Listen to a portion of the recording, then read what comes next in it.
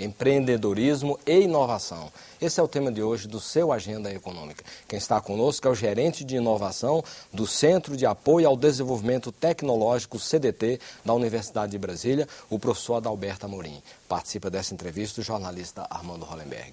Professor, temos alguns dados aqui que eu gostaria que o senhor analisasse para a gente. Pesquisa anunciada recentemente pela BBC destaca que a cultura do empreendedorismo no Brasil está abaixo da média mundial. No índice de 1 a 4, o Brasil obteve nota 2,33 contra uma média global de 2,49. A Indonésia registrou índice de 2,81, os Estados Unidos 2,80 e o Canadá 2,78. O que pode ser feito no Brasil para melhorar a cultura do empreendedorismo? Eu acho que dentro dessa nossa discussão aqui hoje, um ponto fundamental é a necessidade de disseminação da cultura empreendedora. Isso é um ponto que é essencial. De que forma nós podemos fazer isso, né? Por exemplo, da forma como o CDT, em parceria com o SEBRAE, vem executando hoje, disseminando a cultura do empreendedor no âmbito dos cursos de graduação, através da disciplina Introdução à Atividade Empresarial, né? No âmbito dos programas de pós-graduação, como, por exemplo, ministrando a disciplina Empreendedorismo e Inovação, disseminação dessa cultura empreendedora para todos os níveis de ensino, né? Tanto no ensino fundamental, no ensino médio, no ensino técnico, no âmbito do ensino universitário também. Então, é importante que essa cultura seja divulgada, né? Outro elemento importante é de suma relevância, né, que nós tenhamos estratégias para identificar, premiar e desenvolver iniciativas de sucesso, como, por exemplo, o Prêmio FINEP Inovação, o Prêmio Empresário Inovador da FAPDF, o Prêmio Jovem Cientista. Essa cultura tem que ser disseminada na sociedade. Os cases de sucesso têm que ser levados a conhecimento da sociedade, até como forma de minimizar essa natural aversão que nós temos ao risco de empreender. Tem que ser estimulado a formação de capital de risco no Brasil. Então, são, por exemplo, ações importantes que nós podemos adotar para disseminar a importância da cultura empreendedora. Na escola fundamental, pode-se fazer alguma coisa? Já desde lá atrás, pegar já também a ideia, adolescente, a criança? Justamente. A ideia é iniciar a cultura do empreendedorismo aí, né, no ensino de base, ou seja, para que você possa construir ao longo dos anos essa consciência duradoura nos jovens do país, né, que são representam um grande perfil do inovador na atualidade. E há uma relação também direta com também a tradição brasileira de ter muito bacharel e pouco engenheiro, pouca gente dedicada às ciências biológicas, a ciência médica nem tanto, né? Como é que nós vamos precisar para sustentar o desenvolvimento brasileiro, obviamente, de muita mão de obra qualificada nessa área de engenharias. Então, também no âmbito do processo de inovação, há uma perspectiva de procurar induzir os jovens a se direcionarem mais para essa área das ciências exatas, onde a inovação é mais necessária? O próprio fomento ao empreendedorismo pode ser um incentivo para que o jovem, desde o início, já caminhe para o que nós chamamos dessas áreas estratégicas do conhecimento, principalmente nas áreas de engenharia, né? Ou seja, a falta de engenheiros já é um problema no mundo, né? E no Brasil, então, é um grande problema. Então, nós temos que fomentar já desde o início a que os jovens possam se sentir incentivados a caminhar, por exemplo, para essas áreas estratégicas do conhecimento, né? Ou seja, nós, enquanto universidade, por exemplo, também, não podemos continuar formando empregados para uma sociedade que cada vez mais precisa de empreendedores. E a participação dessas áreas é de extrema importância nesse contexto. Agora, como é que países como a Indonésia e tal estão muito à frente do Brasil, né? Canadá até explica que é um país já mais rico, né?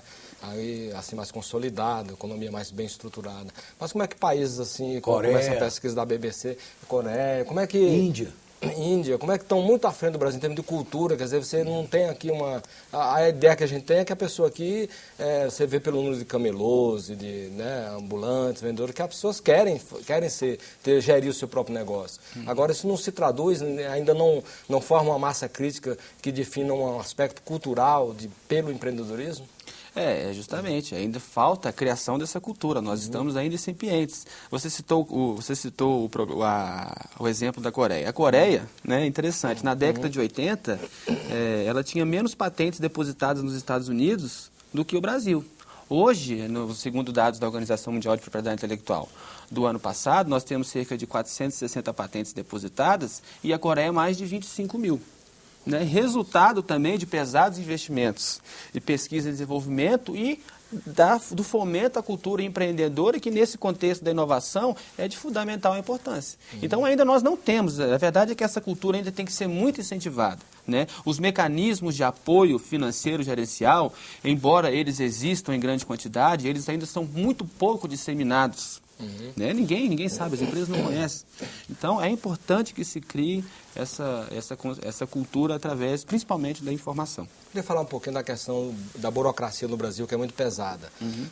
Houve o lançamento do Simples, né? o Simples Nacional, que é realmente um sistema tributário que simplifica a vida do empresário, né? Do empreendedor. E há uma adesão de 83,7% do total das micro e pequenas empresas no país aderiram ao Super Simples. Quer dizer, ideias como essa podem, de fato, dar um novo impulso, abrir uma nova etapa no empreendedorismo no Brasil? Quer dizer, o excesso de carga tributária e o excesso de burocracia, como nós vimos aqui, é um dos principais entraves à inovação. Então, na medida que você cria um sistema diferenciado, unificado e simplificado de tributação, você abre espaço, né, para que o empresário possa focar naquilo que de fato é importante. Ou seja, ele possa dedicar um pouco mais de atenção à questão da inovação. Então, neste sentido, ações como essa, como a questão do Simples Nacional, é de extrema importância para alavancar o processo de inovação junto a microempresas e empresas e pequenas empresas. Agora fala um pouquinho da questão de desenvolvimento, a importância que tem o empreendedorismo para o desenvolvimento do próprio país. Quer dizer, o empreendedor... A inovação, segundo especialistas, né, a taxa de inovação de um país é um dos principais indicadores de desenvolvimento. Okay? Agora, nós só conseguimos inovar na medida em que nós incentivamos atividades empreendedoras, porque até no que nós chamamos conceito da era do ser, a figura do empreendedor ela é fundamental. Ou seja, é um círculo vicioso. Se você não investe na cultura empreendedora, não fomenta o empreendedorismo, você não inova. Se você não inova, você não tem desenvolvimento econômico e produtividade.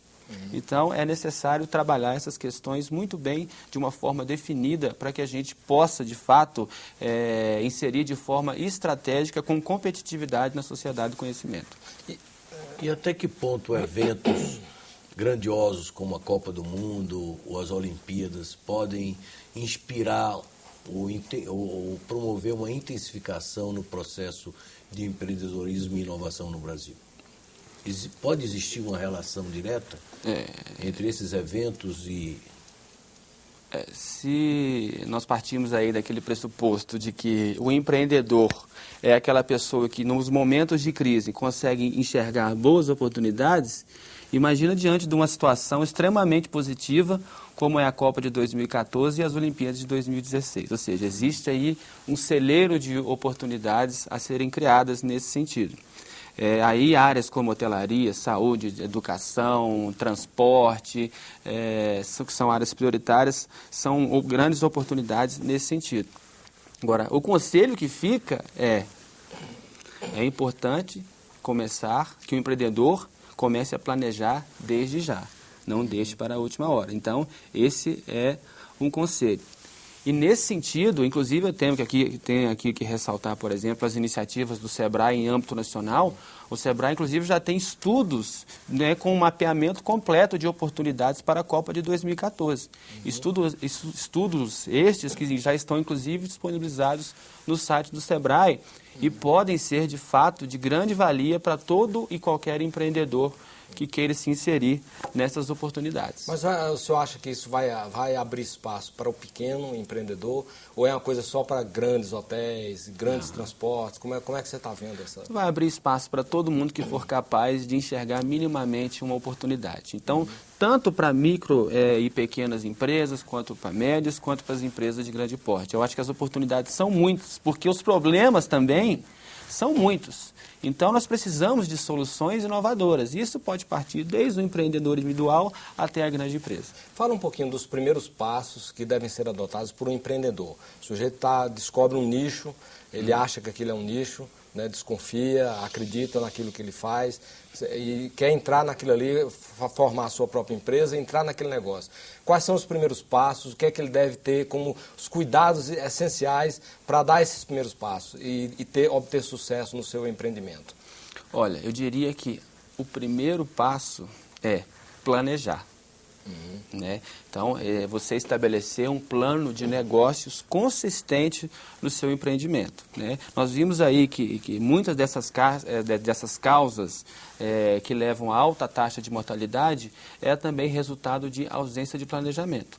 Então, definir um planejamento, conhecer o mercado, definir a estrutura da sua empresa. Isso o Sebrae também supre com esses cursos, Empretec, né? O Sebrae está sempre oferecendo nas diversas regiões cursos de formação para ensinar a fazer plano de negócios, não é isso? Isso, justamente. Então, tanto o Sebrae como neste caso, por exemplo, eu posso citar diversas ações e programas do Centro de Apoio ao Desenvolvimento Tecnológico da Universidade de Brasília dão esse apoio, né?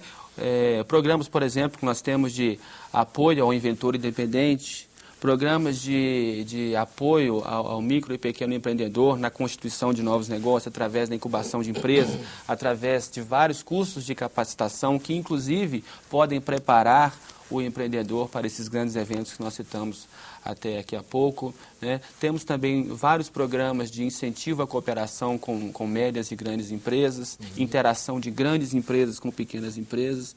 Então, esse cenário ele está à disposição de qualquer empreendedor e empresa que queira se inserir nesse processo de inovação, né? Porque nós acreditamos que... E qual é o caminho para o jovem que eventualmente está nos assistindo nesse momento, que se interesse em enveredar a quem deve recorrer? Qual é o caminho, qual é o site, eventualmente, que ele pode procurar para... Olha, nesse sentido, por exemplo, sobre os diversos programas do CDT, eu aconselho a visitar o nosso site para conhecer as várias linhas de atuação diferentes. www.cdt.unb.br. O do Sebrae é www.sebrae.com.br. Então, com relação a linhas de financiamento, conhecer bastante os sites do BNDES, os sites da FINEP, as oportunidades de subvenção econômica, as chamadas públicas que são abertas todos os anos. Então, é importante que o empreendedor acompanhe muito bem esse processo para que possa, né, quando surgir a oportunidade, né, participar dessas ações. O Brasil é um país famoso pelos juros altos. Juros elevados e tal. Então, esse empreendedor que está começando o seu empreendimento, né, com as suas ideias, com as suas esperanças, né, suas expectativas, quer dizer, se ele não tiver, ele fez uma estimativa, o planejamento dele, e ele sabe que o custo vai ser X, mas ele não tem esse X. Quer dizer, até que ponto ele deve iniciar o seu negócio buscando recursos nos bancos, na rede bancária, uma parte, e só uma parte de recursos próprios, ou isso é temeroso, ele só deve entrar no negócio quando ele tiver 100% dos recursos previstos para o seu empreendimento. É interessante que a falta de recursos não inviabiliza, por exemplo, o seu empreendimento. Às vezes o que pode inviabilizar é a falta de planejamento. Então vamos imaginar que você é uma empresa inovadora e quer iniciar o seu negócio e não possui inicialmente recursos próprios, né? Você pode, por exemplo, no início da sua atividade empresarial, não inchar muito a estrutura da sua empresa, né? A remuneração, por exemplo, do empreendedor ou do sócio tem que ser compatível com aquela estrutura inicial da empresa, né? Não queira iniciar o seu negócio abraçando o mundo, Defina um nicho específico de mercado e uma estratégia bem definida para aquele nicho. A partir do momento em que a sua atividade for crescendo, aí você vai expandir o seu negócio, né? Procure construir alianças. Não tenho recursos? Bem, o que eu posso fazer é tentar vender a minha grande ideia no mercado, né? E aí nós voltamos... Ou incubá-la numa incubadora de empresas. Justamente, é uma das grandes estratégias, incubar num programa de incubadora de empresas. Por exemplo, buscar financiamento via capital de risco, subvenção econômica no mercado. Se a sua ideia for boa e significativa... Ou mesmo uma parceria com algum empresário, alguém que queira investir na ideia, que ajude a bancar o início, a instalação do parcerias com clientes, fornecedores, empresas, né? Pessoas que estejam dispostas a dividir o risco, né, do negócio com você, porque acreditam na sua ideia. Então, existem essas várias estratégias para contornar esse problema inicial com relação aos investimentos no início do empreendimento. Então, os novos empreendedores, nós repetiremos aqui o site do Sebrae, www.sebrae.com.br, e eu pediria que o professor repetisse o site da UNB, na área específica. Isso, www.cdt.unb.br.